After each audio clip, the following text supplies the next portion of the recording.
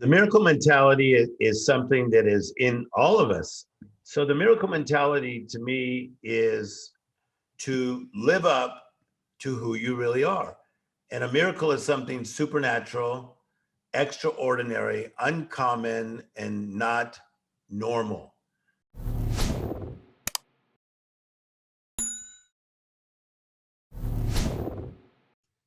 Hey everyone, welcome to another episode of Perfectly Mentored. I'm your host, Jason Portnoy.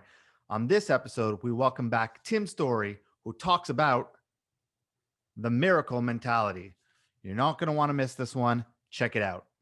It's a great pleasure to welcome back my friend and great human being, not human doing, Tim Storey. Welcome back, man. Jason, we are friends, that's for sure.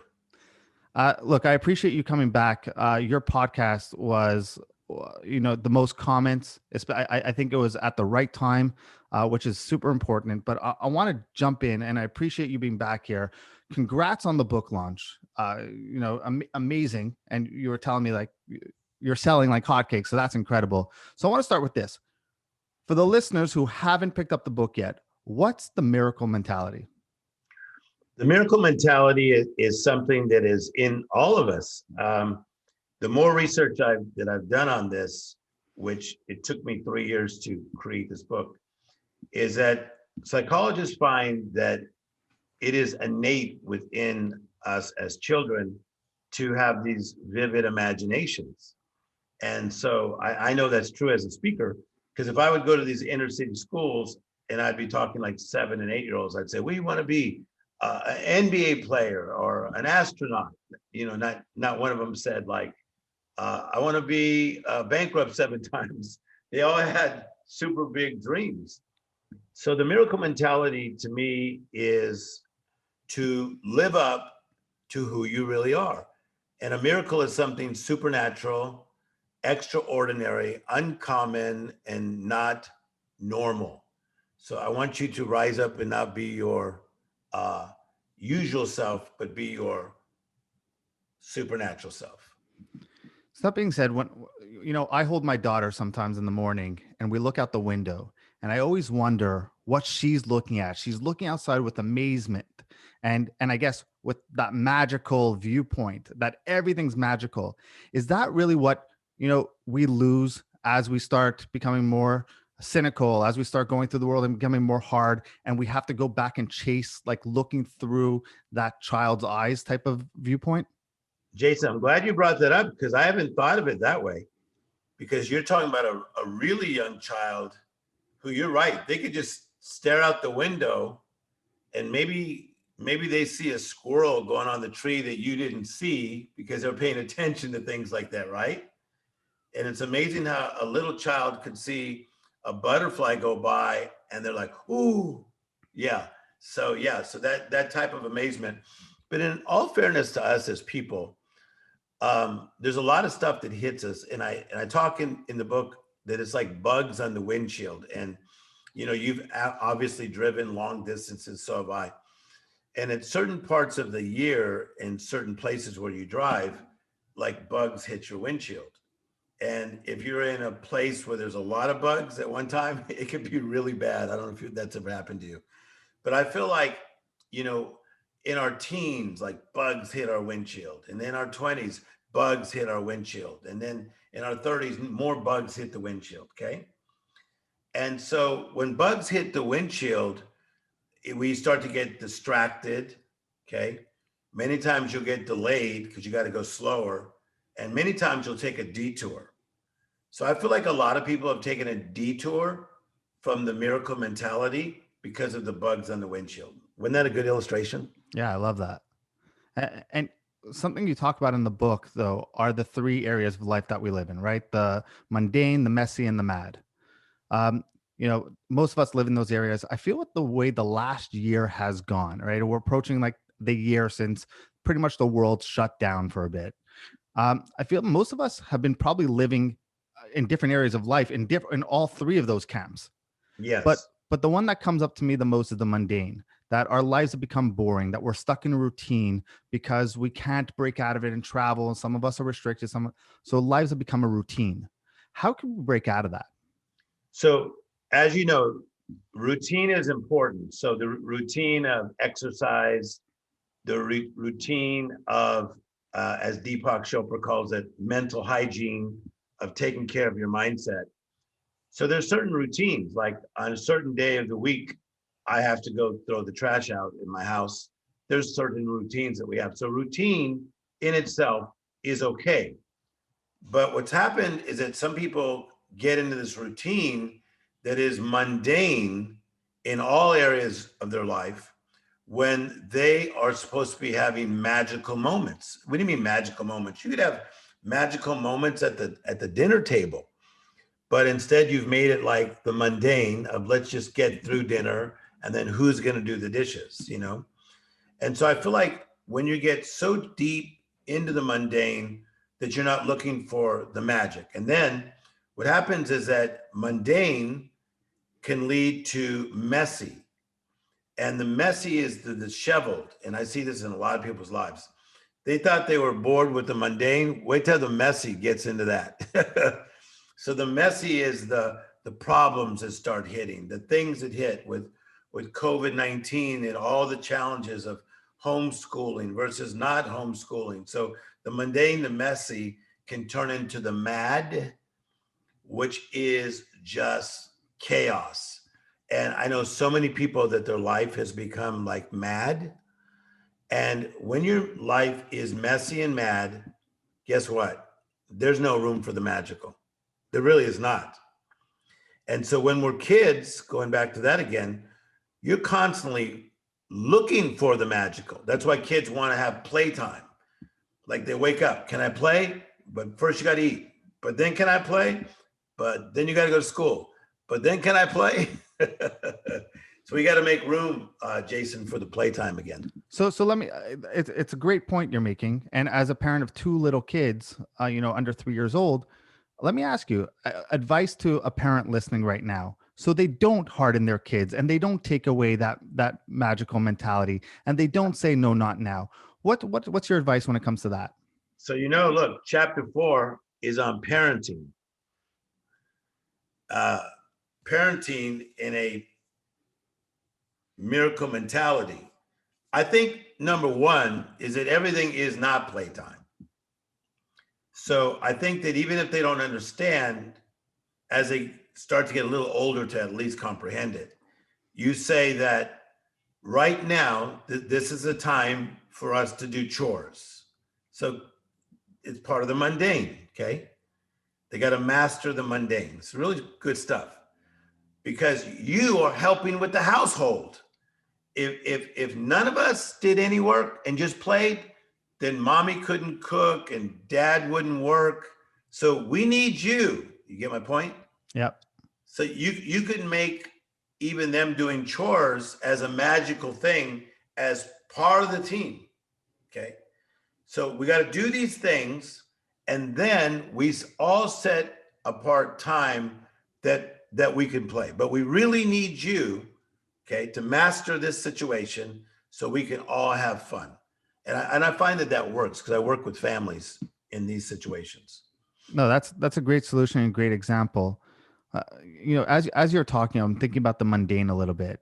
And do you think like one of the biggest reasons is there's so many people in the world today that are content with their simple, mundane lives and continue to live in, I guess, an ignorance of a real self of fulfillment? Yes, I think that one reason that we get so okay with the mundane, which I call the land of okay, is because it starts to feel good.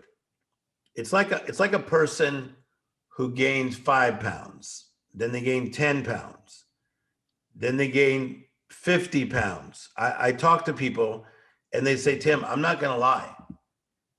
Now I'm just okay in it. It's like, bring me the food. I know I'm chubby and it's just the way I'm going to be. But really, that's not who you are. Because I think the real you wants to be at the highest level you can be. And I always say it this way, the real you will make a demand on the you that you become. So then what is it? Is it a set of people suffer from limited beliefs? Well, limited beliefs is part of it. But to go back to that illustration we just used, in that case, what's happened is that you're not putting the right people around you to challenge you. And it's not being challenged just verbally, it's being challenged by just how they live. See, in my kind of life, I'm around so many vibrant people. So if their wattage is even at 80% vibrancy, okay? Jason, I can feel when I'm 30%. Make sense? Yep. And in the world that I live in, working in Beverly Hills, there's a lot of in shape people. That's part of their job for a lot of them.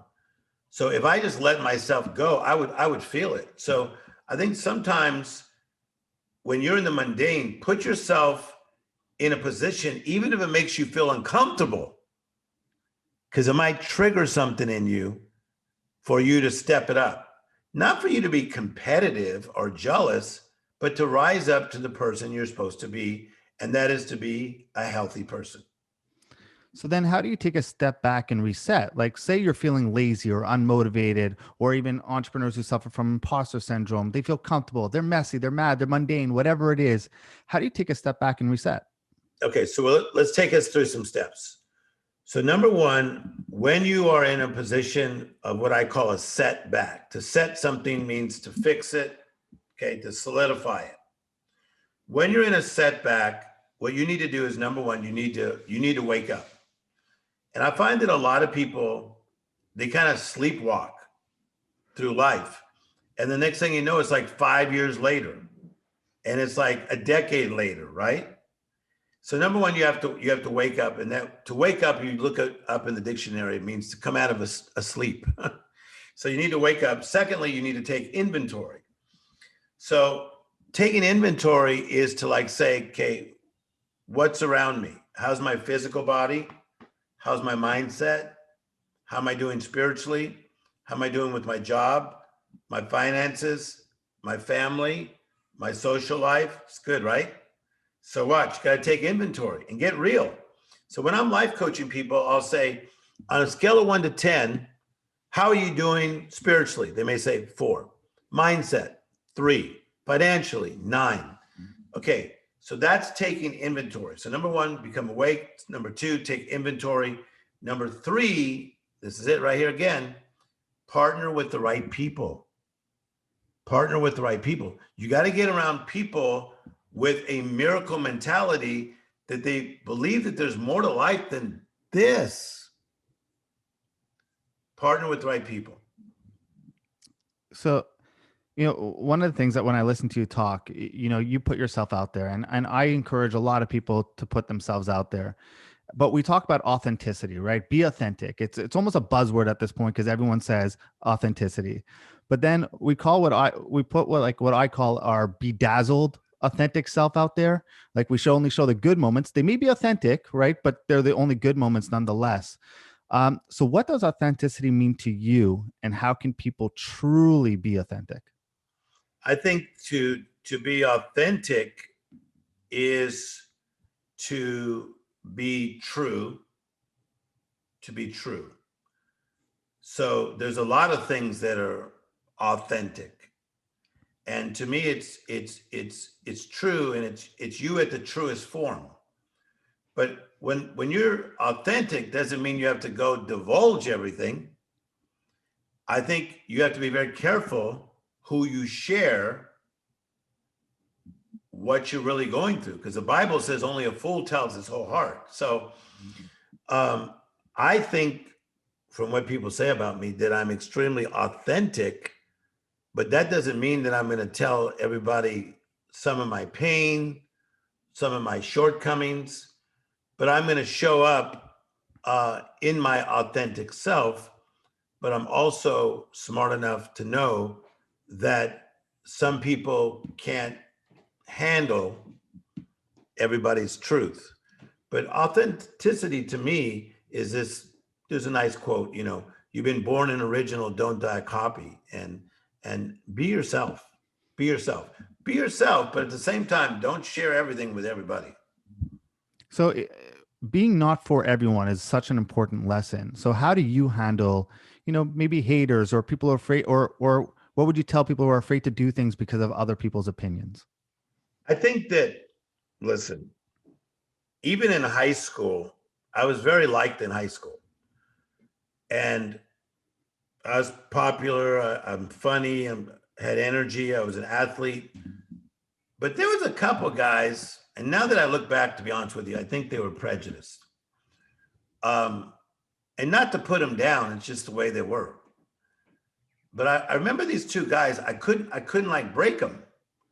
Like I couldn't get through to them, even though I was nice and I was friends with some of their friends. But they had like these big egos. They were 2 years older than me. And so I've come to the conclusion in traveling to 75 countries of the world, if we have around 8 billion people in the world, not everybody's going to get us. Not everybody understands. They may not like you because you trigger something in them. They may be jealous. They may not like the way you're built. They may not like a lot of things, but that's really none of my business. But you've heard that before. Like what you think about me is none of my business. Yep. But to me, that's not just a mental game. I really have so much like comfort in what God thinks about me. And this is a Tim Storey saying, God's opinion of me makes man's opinion irrelevant. Like, I'm really not joking. Like straight up. I came off a stage of 32,000 people, and people were crying and, oh my God, you changed my life. And this one guy just stood there like he couldn't stand me. He was a big guy. And he said, I just want to tell you something.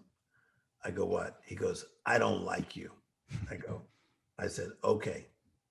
He goes, you want to know why? I go, not so much. He goes, because you name drop. I hate name droppers. I said, okay. He goes, that's all you got to say? I go, no, I got something else to say. Nice meeting you. And then I walked away, and the guy with me goes, oh my God, like, you really mean this? Like, I was still cordial with the guy. It's not my fault he doesn't like the fact that I work with celebrities. So maybe that triggered something weird in him. It's not my fault. I can't go fix him right there. So that, speaking of that, like you have this swagger, you have these connections, you're not afraid to put those connections out there and mention those names, or as he said, name drop, because it helps promote you, and it does a good thing also. But how do you balance that swagger, or how do people, can they balance being like the fine line between having swagger and then being braggish, right? And maintaining that authenticity? Well, I think that for me, you got swag. You're Jason. So you're good at what you do. So everybody's got the personal swag. To do what Mark Zuckerberg's done, even though he looks like a nerd to me, he's got nerd swag. Does that make sense? Got it. I know some producers, directors, they got like, producer, director, weird nerd swag. So whatever my swag is that I'm okay with it. And to me, before I say something, there's like 3 levels it goes through. People don't realize I have one of the top agents in the world who is the agent for some of the biggest stars in the world. I have one of the top managers in the world. And I have a board of directors that we dialogue about all this stuff. Like, hey, you mentioned this guy's name in an interview, and this focus group said they didn't like him. Or you said you got behind this lady in this focus. We have people that are doing focus groups on what I say and don't say. And so, to be honest with you, what I'm saying is pretty planned. I'm doing it to push buttons on purpose. Can I give an example? For sure, please. Okay, so let's say a mother takes their son, who's 12, to go see Tim Storey speak. And he's like, this is gonna suck. Mom, what am I doing here? Okay. All I gotta do is say, The other day, when I was talking to Chris Brown, but anyway, let's not get into that right now. And all of a sudden, the kid just went like this. I just hit a trigger. He knows Chris Brown? I just hit a trigger. I do that on purpose. And so how most can of the audience gets it. And if they don't, that's okay. But that's fair. But how can, like, let's say one of the listeners here who have their skills and they want to flaunt it, but they don't want to come across as like, oh, look at me flaunting that I'm good at this, or I'm the best accountant, or I'm the best plumber, I'm the best this, you know, like how can they promote themselves with having swagger and not being obnoxious about it, I guess. Okay, I don't think that like it should be about self-promotion. Like Quincy Jones called Michael Jackson the king of pop. Somebody else called Aretha Franklin the queen of soul. So when people come to me and say, you're the best speaker in the world, I don't say that's right. I really don't. Or I don't say, I'm the best speaker in the world. That's stupid. No, because everybody's got different tastes. Like, let me just go there real quick. Like, I love music, but I'm going to blow you away. I like stuff like Steely Dan. Like, how does a guy that's black from Compton know Steely Dan? I love James Taylor. I love Carole King. But, you know I love things like Drake. I love country western. I know when the black country guy died, Charlie Pride, because my mother used to listen to him. So I'm all over there in the area of music. And so I think we don't have to go out and brag about ourselves. I think you build your spot and life puts a spotlight on your spot. And let somebody else say, Jason's the man. I love that. You know, one of the things I've learned from you, from our talks, and you know, from seeing you elsewhere, obviously, is there's a quote that always comes to mind: is that a life lived in fear is a life half lived, and too many people are willing to live in limbo, full of fear, that you know, and content, and willing to let everything pass them by. And listening to you speak, listening to you preach, and everybody, and the ability to make a difference, and the ability that we could achieve our goals, and you know, to define our identity that we so desperately seek. So as a final parting word, I guess, when people are losing that feeling, that passion, how can we get that back? Break it down, Jason, a little more. When they're losing what passion? You know, people start off, let's say a business, for example, and they're so passionate about it and they go into it, and then real life gets in the way, right? Like you get no's from people. Not Okay. You don't start a business, all of a sudden sales start happening. And I guess people are afraid to take chances nowadays because they're afraid of rejection, right? They're afraid of all this. Um, and and I guess the question becomes like, how do you capitalize on that passion? And if you do have that passion and you lose it for a bit, because everyone loses it at some point, how can they re-tap back into that? Okay, so that's a great question. So, Jason, purpose equals passion. Purpose equals passion. So when I have a purpose, it equals passion. Like I know a lot of guys who woke up today and they could not wait to work because they're passionate about what they do, whether they paint or whether they create tennis shoes or maybe they run, 15 Starbucks. They are excited, male and female, because purpose equals passion. So when we find out what our purpose is, purpose will equal passion. Now, how do I stay in that passion? Then you got to constantly look at the difference that you're making. Because I'm going to tell you something. If you did it just for yourself, you'll only be passionate so long because you're going to get mad at yourself. You're going to get frustrated with yourself, right? Disappointed in yourself. So I get all those things about myself, but my purpose equals passion, and I like to alter people's lives. I like to take them from setbacks to comebacks. I like to take them from almost to utmost. So my purpose equals my passion. And then I got to continue to look at the lives that are actually being changed because I do my job, because I do have my days of frustration. And then I, read a good text or I see something nice online, people saying, man, you helped change my life. And so purpose equals passion. Yeah. Almost to utmost. I love that. What do you think the biggest, in your experience, the biggest factor or reason why they stay in almost and never get to utmost? And again, when I'm telling you guys this, don't get mad at me because I see your point. If you're stuck in an almost life, I don't know. I don't have your mother. I don't have your father. I wasn't reared by your teachers. A lot of people are in an almost life because somebody put the low ceiling on them, as John Maxwell calls it, the law of the lid. Like, somebody minimized you. Could be your ex-wife or your ex-husband. So I think when you're in that almost place, almost means not quite, nearly, sort of. Man, I don't want to be not quite. As a kid, I wanted Levi's, and we got something like it that was probably like Levi's. So I don't like that. I want to be the utmost version because I think an utmost God created utmost children. So we're created to be people who live at an utmost level. And that's why so many people that are watching this right now, you're frustrated. So you need to loose yourself and let yourself just be utmost. And how do I do that, Tim? So you get a revelation.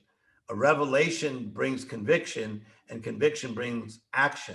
When you get a revelation of something, like I got a revelation that I'm good at what I do. And the best, I don't know what the best is, but I'm good at what I do. Revelation brings conviction. When it drops from here, boom, here, that creates action. When I listen to you talk, it's so funny. I think, some of the best speakers in the world are preachers, pastors, rabbi, people who know how to give sermons and reach people. So I got to ask you this: if someone wants to become a better speaker, what are some tips that you have? Like how'd you become so good at connecting? Watch comedians. I don't watch other preachers. I think preachers sound like preachers. I think they're good to stir up a crowd. Some of them are good at creating context, okay? And most of the big guys, those are all my buddies, right? And even some of the well-known rabbis are my buddies. And, Deepak Chopra, he's a guru, he's my buddy, and all that kind of stuff. The best people to watch are comedians. I'm telling you, Dave Chappelle is one of the best communicators in the world. He could walk up there, look sideways, hold the audience in his hand for an hour and a half. Dude, I went and saw Jerry Seinfeld, and I'm telling you, he held a crowd in the palm of his hand for 2 hours, just talking almost monotone. Yes, that's amazing, right? Love it. Yeah, I've seen Jerry a couple of times, and yeah, you're 100% right. Yeah, so Seinfeld is so good, but comedians have really helped me with my timing. Great with timing. I'm going to be respectful to your time. I got a million more questions I could possibly go over with you, but man, the changes that could happen if we all just shut up for a second and listen to you, Tim, is remarkable. Thank you for coming back. Thank you for doing this. Thank you for your time. You are a magical human being, and I'm encouraging everyone to go get the book and go get the Miracle Mindset. In fact, the first 5 people that DM me on Instagram and then go follow Tim, I'll send them a copy for free. So Tim, thank you so much for doing this. I really appreciate you.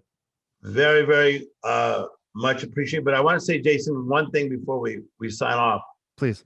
For you that follow me, follow Jason and continue to support his podcast. He's doing amazing things and changing lives. And Jason, as an older guy than you, I'm very proud of you. and how you're using your skill set to uplift lives. So it's a privilege to be with you today. Thank you so much.